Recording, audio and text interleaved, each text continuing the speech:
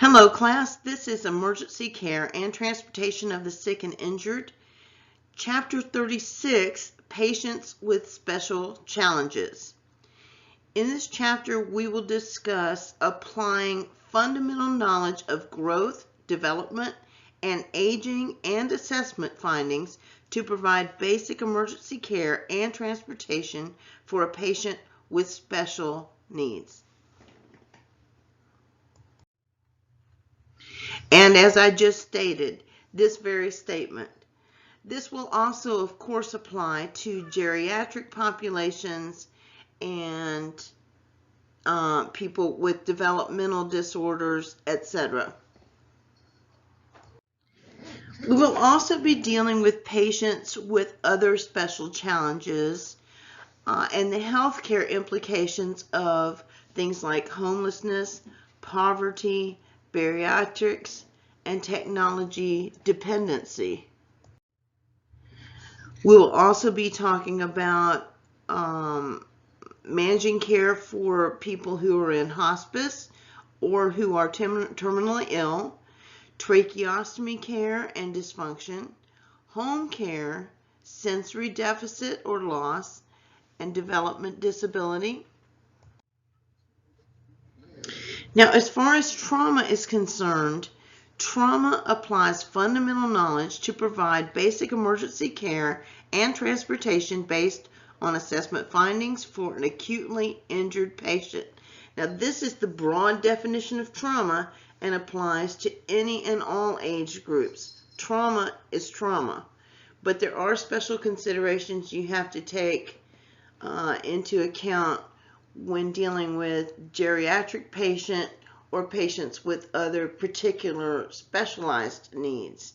But as far as the broad definition of trauma, this is it. Trauma applies fundamental knowledge to provide basic emergency care and transportation based on assessment findings for an acutely injured patient. Some special considerations in trauma: pathophysiology, assessment, and management of trauma in the cognitively impaired patient. And today, more people with chronic diseases live at home, which means shorter hospitalizations. That in part has brought this about, and also improvements in medicine and technology has helped also bring this about. So people don't have to stay in the hospital as long. They can get equal care in the comfort of their own home. Now, with patients with special challenges, you have patients with diseases resulting in altered bodily function and patients with sensory deficits. And then you also included in that group are geriatric patients with chronic diseases.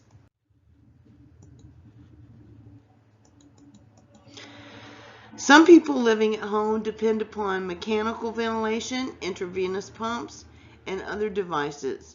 Do not allow yourself to be distracted by the noise and mechanics of the medical equipment. Your focus needs to remain on the patient at all times. Focus on their ABCs. If the emergency is the result of mechanical failure, use equipment, ambulance, or ambulance equipment, or the family's go bag. Now, sometimes you're going to be dealing with intellectual disability. This can be developmental disability, which refers to insufficient development of the brain resulting in some level of dysfunction or impairment. It can include intellectual, hearing, or vision impairments that surface during infanthood or sometimes later in childhood. Intellectual disability results in the inability to learn and socially adapt at a normal developmental rate.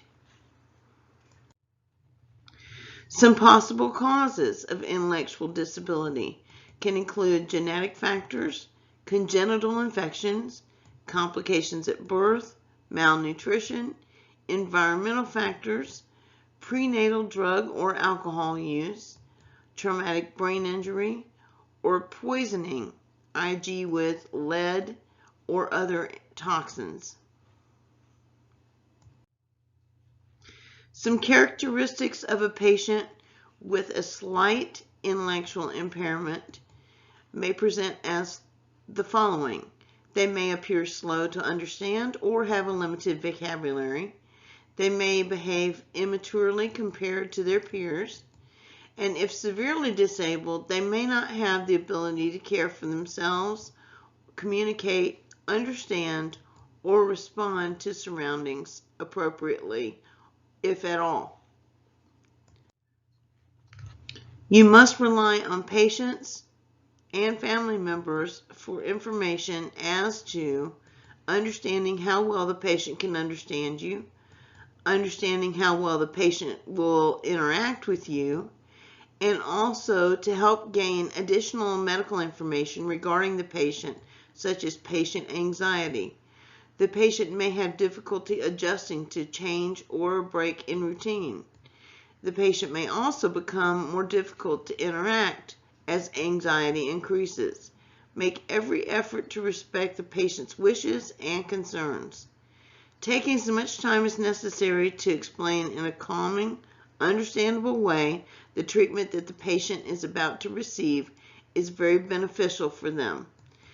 Patients with intellectual disabilities are susceptible to the same diseases as other patients, so bear that in mind.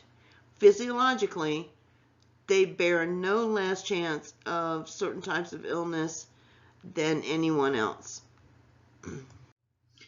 Autism spectrum disorder is a general term used to describe a group of complex disorders of brain development that vary greatly in signs and symptoms. It is a pervasive developmental disorder characterized by impairment of social interaction, and some other characteristics include severe behavioral problems, repetitive motor activity, and impairment in verbal and nonverbal skills. The patient may also be hyper or hyposensitive to sensory stimuli and may show their pain in unusual ways, such as humming, singing, and removing clothing. Patients with autism tend to display a wide spectrum of disability.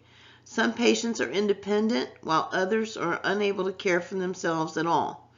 Patients have difficulty using or understanding nonverbal means of communication. That's why, for example, sometimes you'll see autism patients who are perfectly capable of hearing, but will use sign language. They frequently have difficulty making eye-to-eye contact, so do your best with simple one-step directions. And they also can tend to have trouble answering open-ended questions, so bear that in mind. And they may speak in robotic or monotone speech patterns and may repeat phrases over and over again. They may also confuse pronouns, e.g. say you when they really mean I, or they may not speak at all. Approximately 1 in every 68 American children is diagnosed with some form of autism disorder somewhere on the spectrum.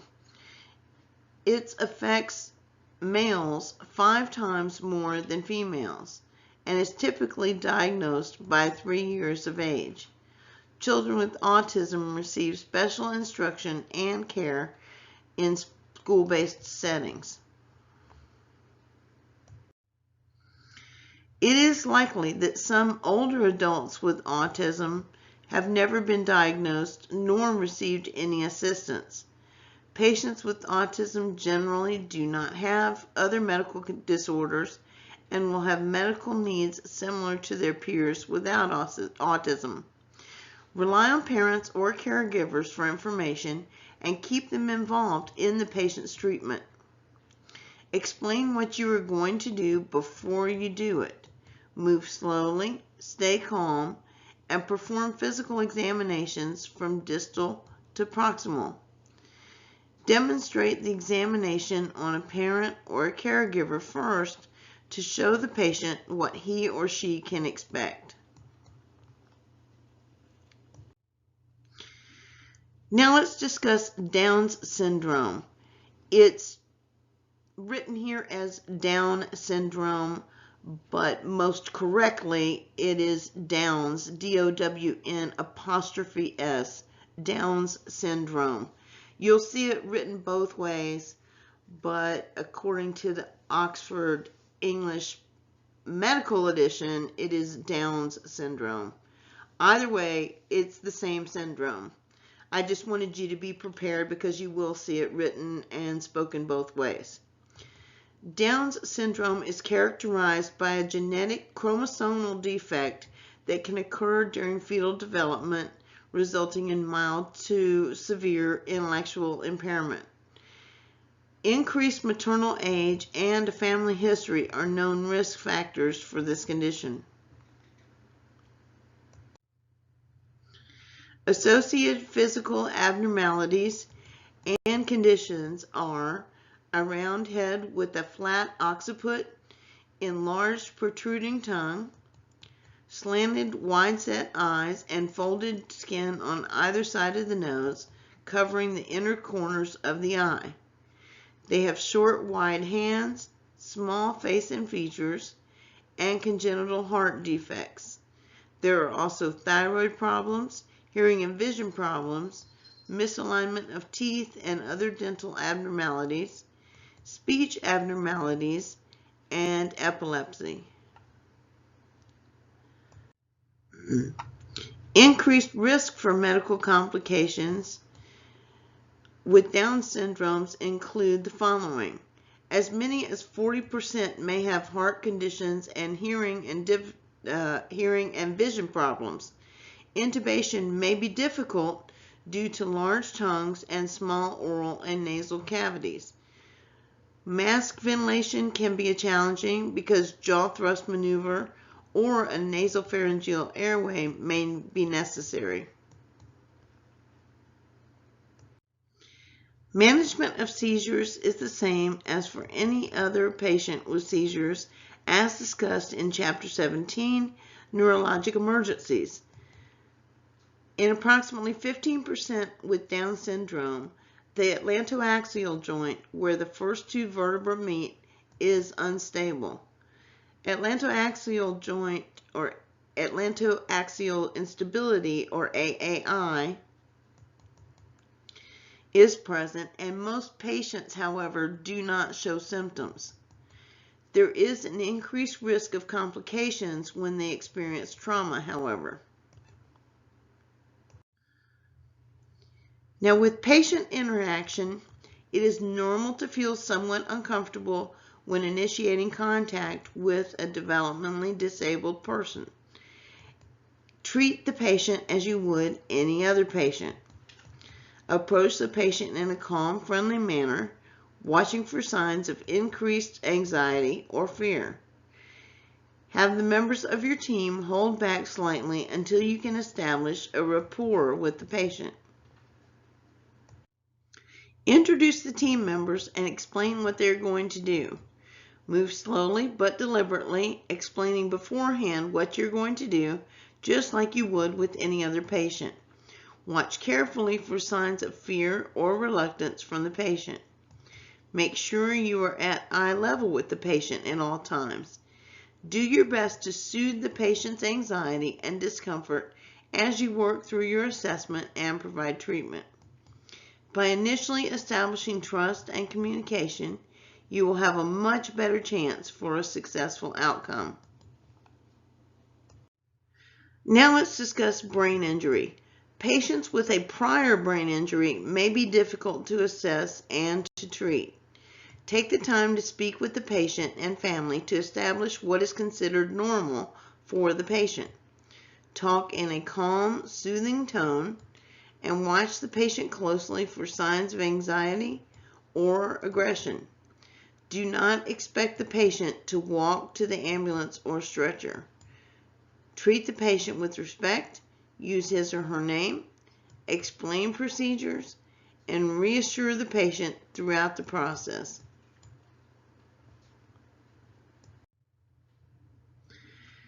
Now, there may be sensory disabilities that you're contending with as well. Some possible causes may be a congenital defect, disease, injury, degeneration of the eyeball optic nerve or nerve pathway. The degree of visual impairment may range from partial to total. Some patients lose peripheral or central vision, and some can distinguish light from dark or discern general shapes. Visual impairments may be difficult to recognize. Look for signs that the patient is visually impaired, such as glasses, cane, or a service animal. Now let's discuss visual impairment. With patient interaction who has visual impairment, make yourself known when. Now let's discuss transport considerations. The patient may use a cane or a walker, so be sure to take it with you. A service animal can remain with the patient and will provide reassurance for the patient and prevent delays in transport. However, in some cases, you may need to make arrangements for the animal to be accompanied with the patient. An ambulatory patient may be led by a slight touch on the arm or elbow of the patient, or they may rest his or her hand on your shoulder. You may ask the patient which method they prefer to use. Patients should be gently guided but never pushed or pulled, and obstacles need to be communicated in advance. Now, you may be dealing with hearing impairment. An impairment can range from a slight hearing loss to complete and total deafness. Patients may have difficulty with pitch, volume, and speaking distinctly. Patients may learn to speak even though they have never heard sounds. And patients may have since sustained partial or total hearing loss, leading them to speak loudly. Many older people will have some degree of hearing loss. Most common forms of hearing loss include sensorineural deafness, nerve damage, or the result from a lesion or damage to the inner ear. They may also have conductive hearing loss, which is caused by a faulty transmission of sound waves, and it may be caused by an accumulation of wax within the ear canal or a perforated eardrum. Clues that a person could be hearing impaired are presence of hearing aids, poor pronunciation of words, failure to respond to your presence or questions. Some issues with communication include hearing devices. If this is the case, assist the patient with finding and inserting any hearing aids. Face the patient while you communicate, and do not exaggerate your lip movements or look away. Position yourself approximately 18 inches directly in front of the patient. Do not speak louder, and try lowering the pitch of your voice. Most people who are hearing impaired have learned to use body language, e.g. hand gestures and lip reading. Ask the patient, how would you like to communicate with you? With American Sign Language, they may use an interpreter, family member, or a friend.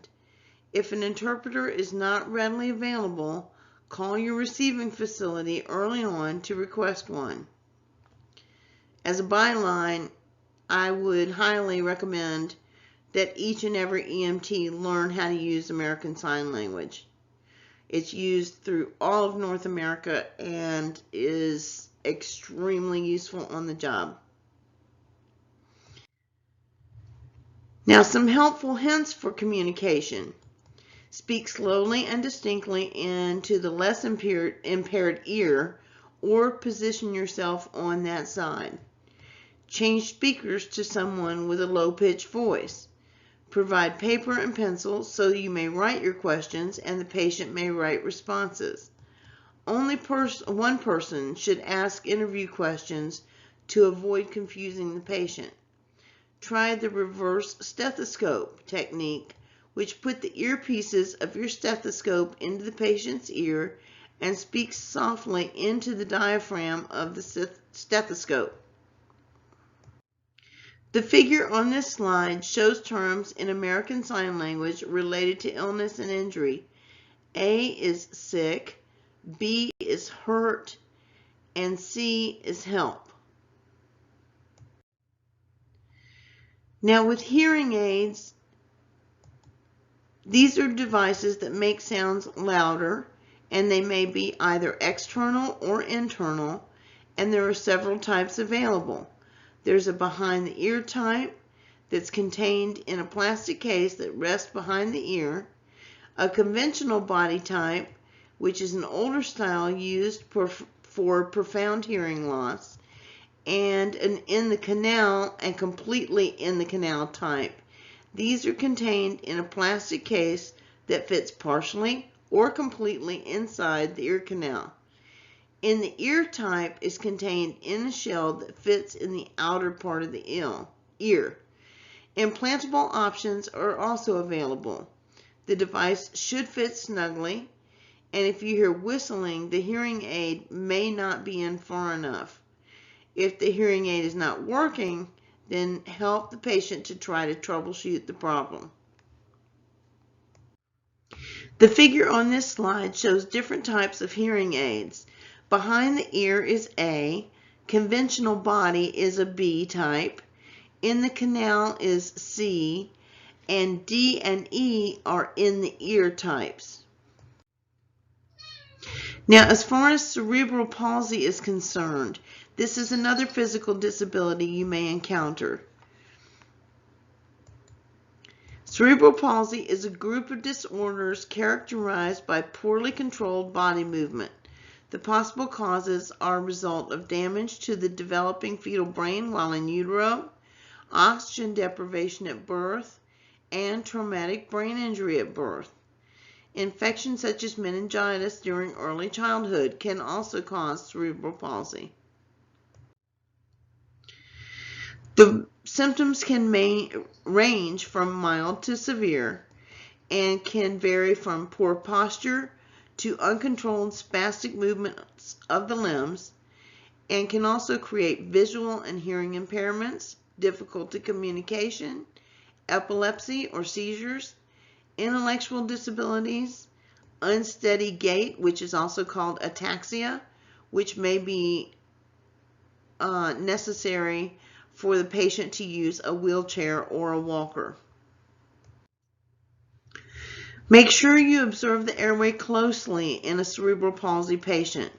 The patient may have increased secretion of production and difficulty swallowing, dysphagia. It may require aggressive suctioning to clear the airway. Some important considerations are: do not assume that the patients have an intellectual disability. Limbs are often underdeveloped and prone to injury. Patients who have the ability to walk may have ataxic or unsteady gait and are prone to falls. If the patient has a specially made pillow or chair, the patient may prefer to use it during transport. Pad the patient to ensure his or her comfort. Never force a patient's extremities into any type of position.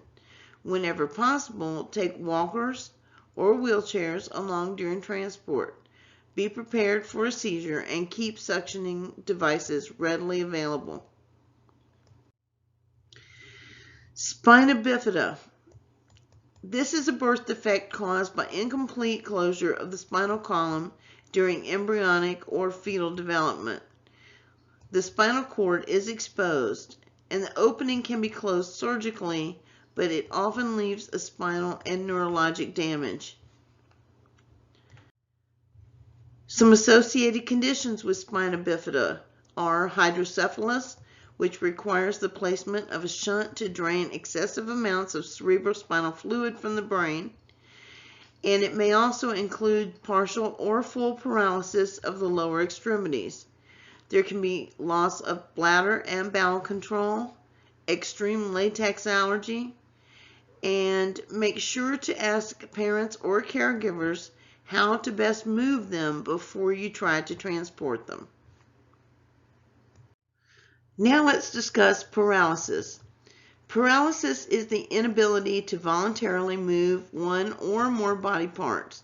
Some possible causes include stroke, trauma, birth defects, or the patient may have normal sensation or hyperesthesia, which is increased sensitivity. Facial paralysis may also include communication challenges. The diaphragm may not function correctly, requiring the use of a ventilator. Patients may have specialized equipment such as urinary catheters, tracheostomy tubes, colostomy tubes, feeding tubes, and patients may have difficulty swallowing, creating the need for suctioning. Each type of spinal cord paralysis requires its own equipment and may have its own complications. Always take great care when lifting or moving a paralyzed patient. Ask patients or caregivers how to best move them before you transport them. Bariatric patients is our next topic of discussion. Obesity is a condition in which a person has an excessive amount of body fat, the result of an imbalance between calories consumed and calories used. Causes of obesity are not completely understood. It may be attributed to a low metabolic rate or genetic predisposition. The term obese is used when someone is 30% or more over his or her ideal body weight. Severe obesity is when a person is 2 to 3 times over the ideal weight. Quality of life may be negatively affected by obesity. Some associated health problems may be including mobility difficulties, diabetes, hypertension, heart disease, and stroke.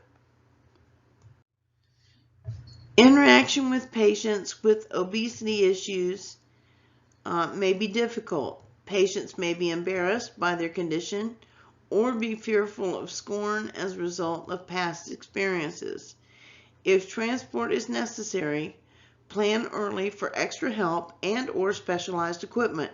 Send a member of your team to find the easiest and safest exit. Do not risk dropping the patient or injuring a team member by trying to lift too much weight. Interaction with patients with morbid obesity involves the following. Make sure to treat the patient with dignity and respect.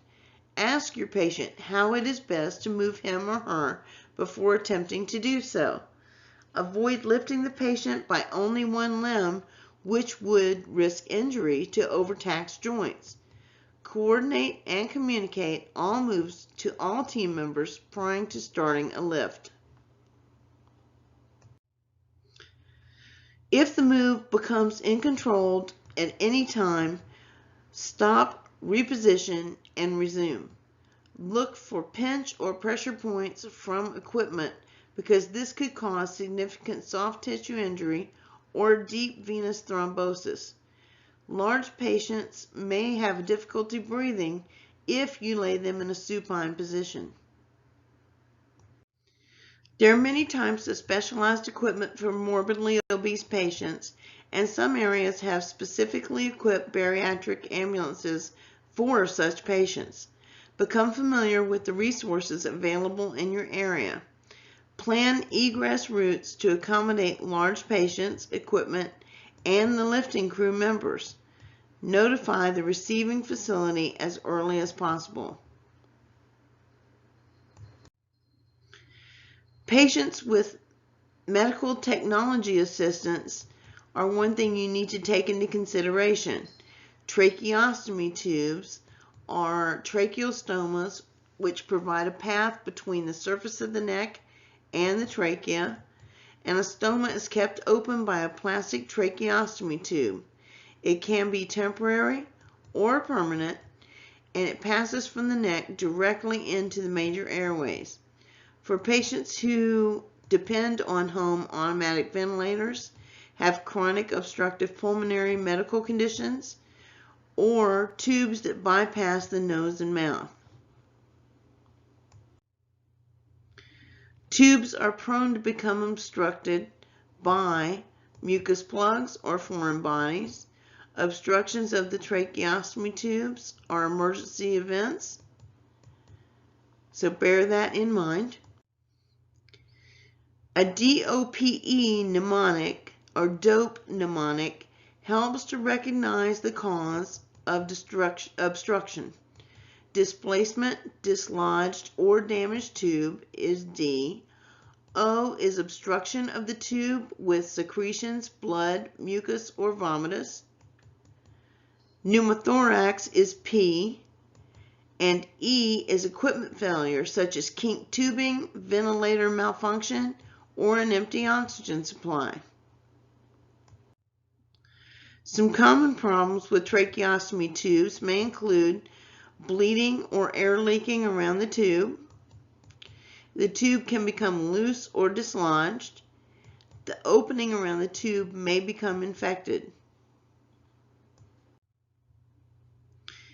As far as management goes, maintain an open airway. Suction the tube if necessary to clear a mucus plug. Maintain the patient in a position of comfort. Administer supplemental oxygen and provide transport to the hospital. With mechanical ventilators, these are used when patients cannot breathe without assistance. Some possible causes could be a congenital defect, chronic lung disease, traumatic brain injury, muscular dystrophy, and disease processes that can weaken the ability to breathe and require a permanent tracheostomy and mechanical ventilator. If the ventilator malfunctions, remove the patient from the ventilator. Apply a tracheostomy collar. It's designed to cover the tracheostomy hole and has a snap that goes around the neck. It may not be available in a pre-hospital setting, but it can be improvised by placing a face mask over the stoma. Patients require assisted ventilation throughout transport. The patient's caregivers will know how the mechanical ventilator works. Caregivers can help you attach the bag and valve from a BVM to the tracheostomy tube. Now let's talk about apnea monitors. These are used for infants who are premature and have a severe gastroesophageal reflux that causes choking episodes. Often there is a family history of sudden infant death syndrome. They have experienced an apparent life-threatening event, and these are used for 2 weeks to 2 months after birth to monitor the respiratory system. Monitor sounds an alarm if the infant experiences bradycardia or apnea. Attached with electrodes or a belt around the infant's chest or stomach is how the actual device is attached. It will provide a pulse oximetry reading that will assist you in assessing the patient's respiratory status. If possible, bring the apnea monitor to the receiving hospital with the patient. Now let's talk about internal cardiac pacemakers. These are devices that are implanted under the patient's skin to regulate the heart rate. They're typically placed on the non-dominant side of the patient's chest, or for small or extremely thin patients, in the abdomen. Pacemakers may also include an automated implanted cardioverter defibrillator to monitor the heart rhythm. Never place a defibrillator paddle or pacing patches directly over the implanted device. Gather information about the cardiac pacemaker while you obtain the patient's history. Some patients will have a pacemaker identification card in their wallets containing information about their particular device. Now let's talk about left ventricular assist devices. These are a special piece of medical equipment that takes over the function of one or both ventricles. They're typically used as a bridge to heart transplantation while a donor heart is being located. They may be a permanent solution for patients who do not qualify for a transplant. Multiple devices are available for adult patients. One device that's approved for use in patients aged 5 to 16 years. Now, it may be difficult to palpate a pulse in patients who use an LVAD, so bear that in mind. Assist perfusion by noting the level of consciousness, skin color, temperature, and moisture. The blood pressure also is an indicator. As far as care, make sure to provide support measures and basic care. Use the caregiver as a resource during the transport. The patient should have a quote-unquote go bag that must be transported with him or her. Be prepared to provide CPR. Contact medical control or follow local protocols. Notify ALS personnel as soon as possible so that other supportive measures may be initiated. Now, there is a device known as an external defibrillator vest. This is a vest with a built-in monitoring electrodes and defibrillation pads, which is worn by the patient under his or her clothing. It's attached to a monitor that provides alerts and voice prompts when it recognizes a dangerous rhythm and before it delivers a shock. It uses high-energy shocks similar to an AED. Avoid contact with the patient if the device warns that it is about to deliver a shock. If the patient is in cardiac arrest, the vest should remain in place while you perform CPR unless it interferes with the compressors, or the compressions rather. Any patient who is wearing a device that has already delivered a shock should be transported to the hospital for further evaluation. Now let's discuss a central venous catheter. This is a catheter that has its tip placed in the vena cava to provide venous access and is used for many types of home care patients that are receiving chemotherapy, long-term antibiotic drug therapy or pain management, total parenteral nutrition or TPN, hemodialysis, and some common locations are the chest, upper arm, subclavicular area also. This figure on this slide shows a central venous catheter. Some common problems with central venous catheters are broken lines, infection around the lines, clotted lines, bleeding around the line or from the tubing attached to the line. So those are some problems that you can encounter with central venous catheters. Now we're going to discuss gastrostomy tubes.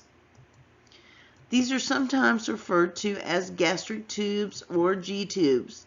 They're placed directly into the stomach for patients who cannot ingest fluids, food, or medication by mouth. They may be inserted through the nose or the mouth into the stomach using a nasogastric or orogastric tube. They may be placed surgically and may be placed directly into the stomach through the abdominal wall. Here is an example of a gastrostomy tube.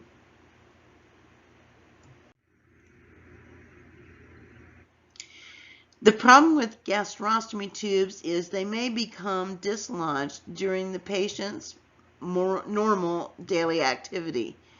Immediately stop the flow of any fluids and assess for signs or symptoms of bleeding into the stomach. Vague abdominal discomfort may be an issue, and it may be accompanied by nausea, vomiting, especially coffee ground type of emesis, and blood in emesis may also be a problem. With a gastrostomy tube, patients may be at risk of aspiration, so always have suction readily available. Patients with difficulty breathing should be transported while sitting or lying on their right side with the head elevated 30 degrees. Diabetic patients who receive insulin and gastric tube feeding may become hypoglycemic quickly. So unless the tube is dysfunctional, dislodged, or partially dislodged, continue the tube feeding and transport the pump with you. Now we're going to discuss shunts. For patients with chronic neurological conditions, there are tubes that drain excess cerebrospinal fluid, and during assessment you will likely feel a device beneath the skin on the side of the head behind the ear. There could be a fluid reservoir, and that should alert you to the possibility that the patient has an underlying shunt.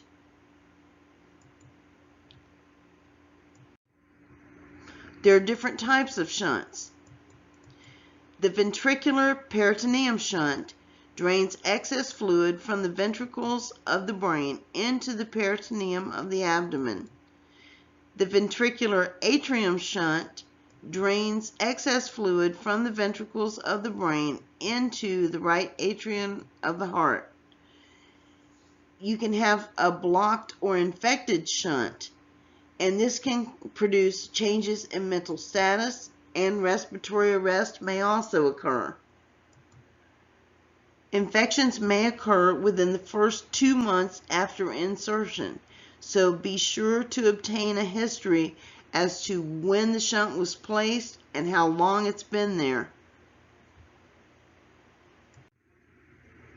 Some signs of distress with shunts: high-pitched cry or bulging fontanelles in infants, headache, projectile vomiting, altered mental status, irritability, fever, nausea, and there may also be difficulty with coordination, such as walking, blurred vision, seizures, redness along the shunt track, bradycardia, and heart dysrhythmia.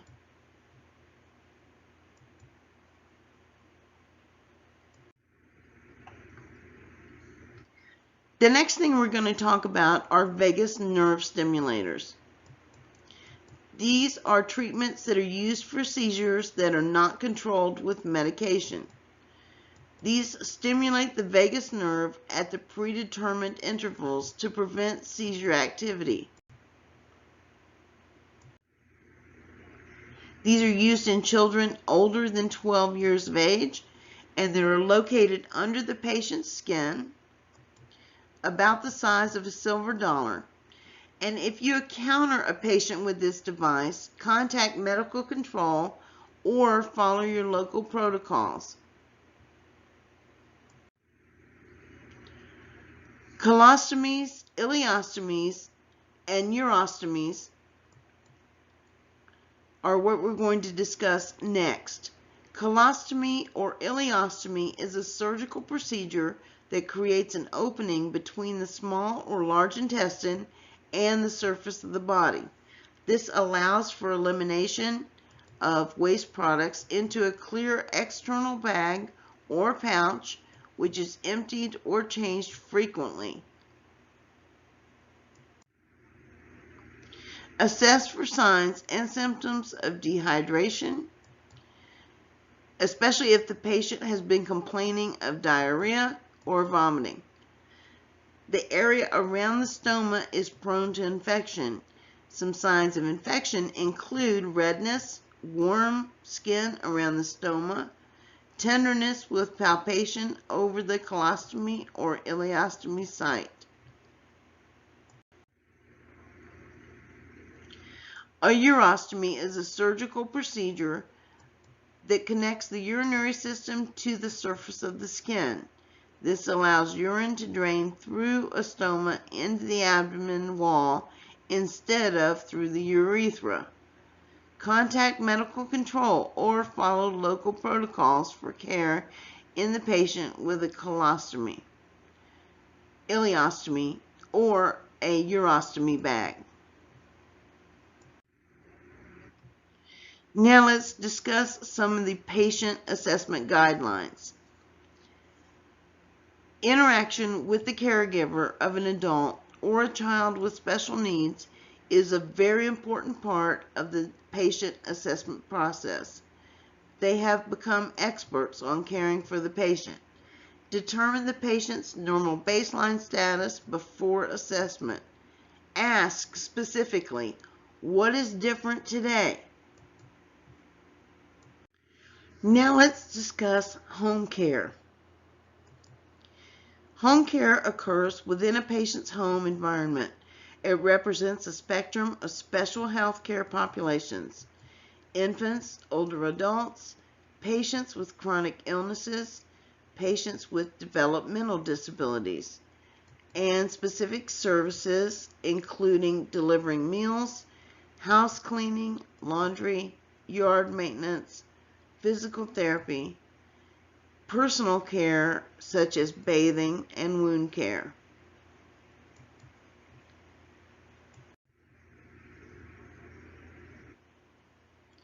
EMS may be called on to a residence by the home care provider. Obtain baseline health status and history from the home care provider. Hospice care and terminally ill patients are the next subject we're going to discuss. Terminally ill patients may receive hospice care at either a hospice facility or at home with diseases such as cancer, heart and lung failure, end-stage Alzheimer's disease, AIDS, and most patients have a completed Do Not Resuscitate or DNR order. They may have medical orders for a scope of treatment. Now let's discuss palliative care, which is pain care or comfort care. Palliative care or pain management improves the quality of the patient's life before the patient dies and allows the patient to be with family and friends. Follow your local protocols, the patient's wishes, or any type of legal document such as a DNR order. All necessary documentation must be brought to the hospital if the patient is to be transported. It will have a lasting impact on the family. Show compassion, understanding, and sensitivity. Ascertain the family's wishes about having the patient remain in the home or having the patient transported to the hospital. If a family member requests to be accompanied with the patient, he or she should be allowed to do so. Follow local protocols for handling the death of a patient.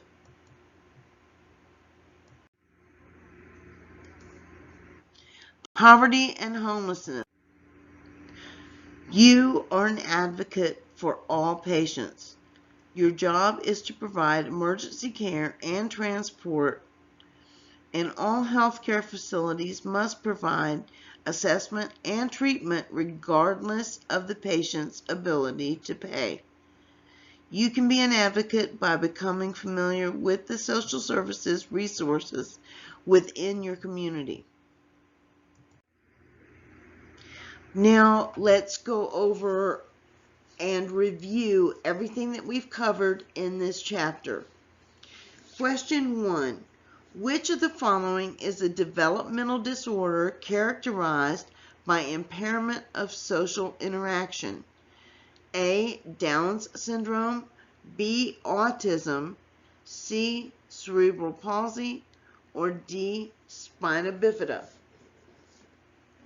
This one's in the news a lot, so I'll bet you get this one fairly easily.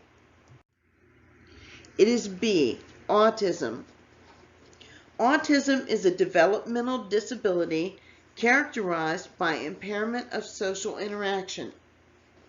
Cerebral palsy and spina bifida are physical disabilities, and Down's syndrome is characterized by a genetic chromosomal defect. Since we covered the other aspects of the answer, the incorrect answers, we're not going to review them again here. Just remember that Down syndrome is characterized by a genetic chromosomal defect, and autism is the correct answer. It is a developmental disorder characterized by impairment of social interaction. Cerebral palsy is a physical disability, as is spina bifida. Known risk factors for Down syndrome include smoking, traumatic brain injury at birth, increased maternal age, or D, lack of vitamin B. This one should be fairly obvious. And it is, of course, C, increased maternal age along with a family history of Down's syndrome are risk factors of Down syndrome. The older the egg or the female zygote, the female egg in a woman, the increased likelihood of Down's syndrome. Let's look at the incorrect answers. Smoking.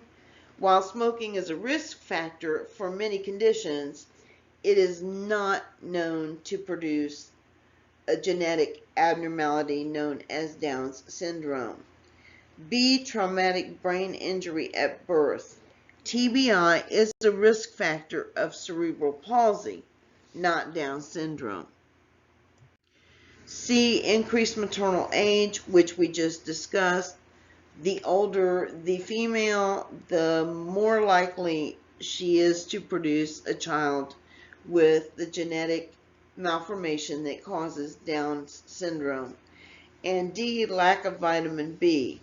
This is a risk factor for spina bifida, actually, not Down syndrome. Question 3. Which of the following may be difficult to perform on a patient with Down syndrome? A, CPR, B, pulse oximetry, C, splinting, or D, intubation? It is D. Intubation may be difficult because patients with Down syndrome often have large tongues and small oral and nasal cavities. So intubation may be difficult because of these physical changes versus a normal adult airway and tongue size. Let's look at the incorrect answers. CPR. This should not be difficult. The heart's in the same place. CPR is CPR. B, pulse oximetry.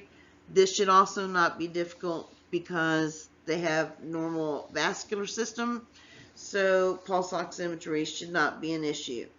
C, splinting. This should also not be difficult. And then, of course, D, intubation. That's the correct answer because of an oversized tongue and a decreased size in the overall oral cavity. Number 4, most patients with this disease also have hydrocephalus. Hydrocephalus is A, paralysis, B, Down syndrome, C, spina bifida, or D, cerebral palsy. So most patients with this disease i.e. Down syndrome, also have hydrocephalus. Paralysis, Down syndrome, spina bifida, or cerebral palsy. So let's take a look and see which answer is correct. It is C. Most patients with spina bifida also have hydrocephalus, which requires placement of a stent.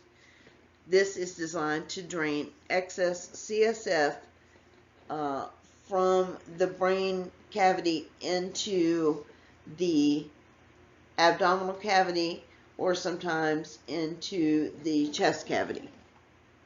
Let's look at the incorrect answers.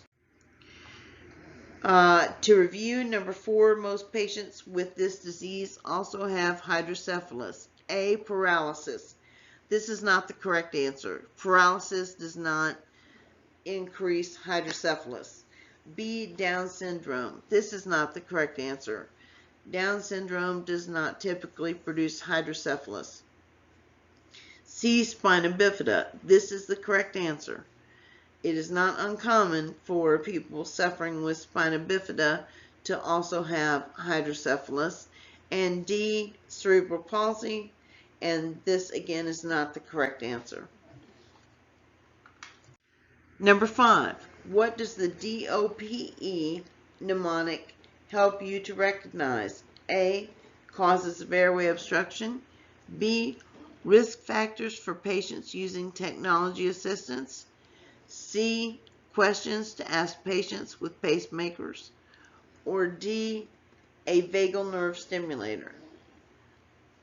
Let's take a look. The answer is A.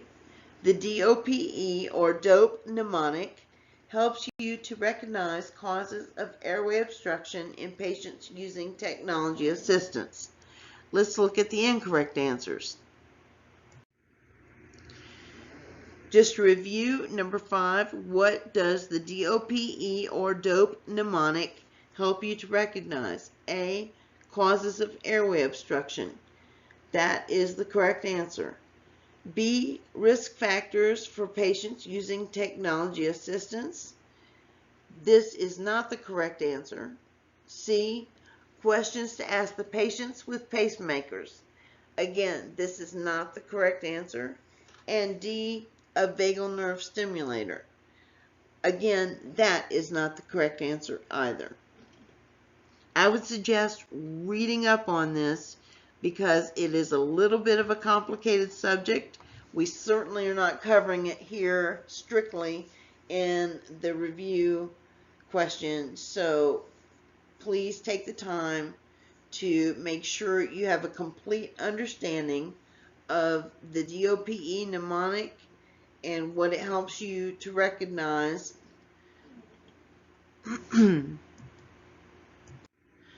Question 6. What device is placed directly into the stomach to feed patients? A, colostomy. B, ileostomy.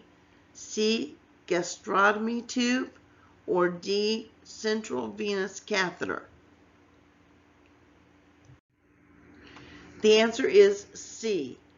A gastrostomy tube is used to feed patients who cannot ingest fluids, food, or medication by mouth. So let's take a look at the incorrect answers.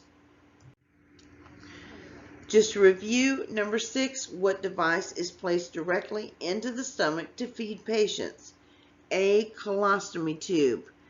This is not correct. This allows for elimination of waste. It is usually attached between the colon and the outside world through use of a colostomy bag that allows the patient to eliminate waste through the colostomy bag.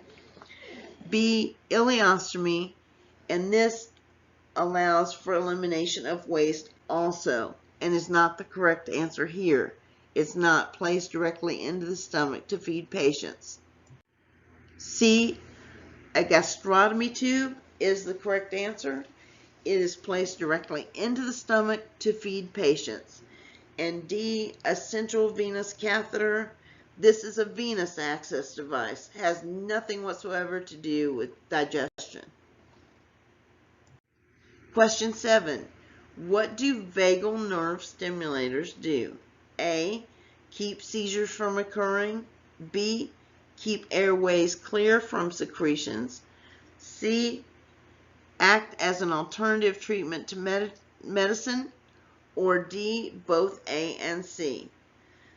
Let's take a close look at number 7. The answer is D. Vagal nerve stimulators are an alternative treatment to medication for patients with seizures and to keep seizures from occurring. So let's take a look at the incorrect answers. Just to review, number 7, what do vagal nerve stimulators do? A. Keep seizures from occurring. This is one of the 2 correct answers. B. Keep the airway clear from secretion. This is not the correct answer. It doesn't keep the airway clear from secretion at all. C. Act as an alternative treatment to medication. This is one of the other 2 correct answers. So your 2 correct answers are A. Keep seizures from occurring, and C. Act as an alternative treatment to medication. D is both A and C, and of course this is the most correct answer because it accompanies A and C, which are both correct answers. Number 8, an important part of the assessment process for a patient with special needs is to A. Interact with the caregiver. B. Interact with the patient. C. Talk to the manufacturer of the equipment being used. Or D. Transport immediately. The answer is A. Interaction with the caregiver of a child or an adult with special needs will be extremely important. They are trained to use and troubleshoot problems with medical equipment. Not only that, they are the person interacting with the patient and the equipment on a daily basis and literally a minute-to-minute basis.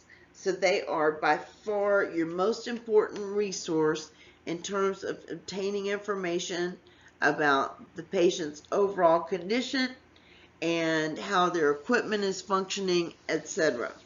Let's look at the incorrect answers.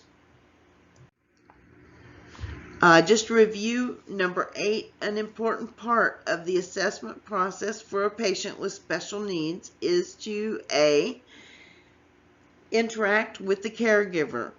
That is a correct answer. B. Interact with the patient. Although this is important, it is more important to talk to the actual caregiver themselves. C. Talk to the manufacturer of the equipment being used. The caregiver will actually be the most important person to help you with the equipment itself, how it behaves, how the patient interacts with the equipment, etc. And D. Transport immediately. Before you transport anyone, it is much more important to talk to the caregiver themselves and find out what is actually going on a minute-to-minute basis with the patient and their daily use of equipment. Question 9. What improves the patient's quality of life shortly before death? A. Home care. B. Hospital care. C. Comfort care. And D. Health care. The answer is C. Comfort care is also called palliative care. Pain medications are provided during a patient's last days so he or she can enjoy time with family and friends instead of being overwhelmed by pain and not being able to enjoy their very last moments of life. With proper palliative care, their quality of life is improved in their last few days, and that really underscores the importance of good palliative care. Question 9. What improves the patient's quality of life shortly before death? Let's just review this. Home care. Rationale. Home care may improve the patient's quality of life. B. Hospice care. Hospice care may improve the patient's quality of life. C. Controlled care or comfort care. This is the correct answer. You want the patient to be as comfortable as possible. And D. Health care. This is not the correct answer. The EMTALA Act, or EMTALA Act, states that patients should only be treated if they can pay for care. B. All patients must be treated regardless of their ability to pay for care. C. Only those with serious injuries can be treated without payment for care. And D. Only certain facilities can treat patients who cannot pay for care. Let's take a look at the correct and incorrect answers for this.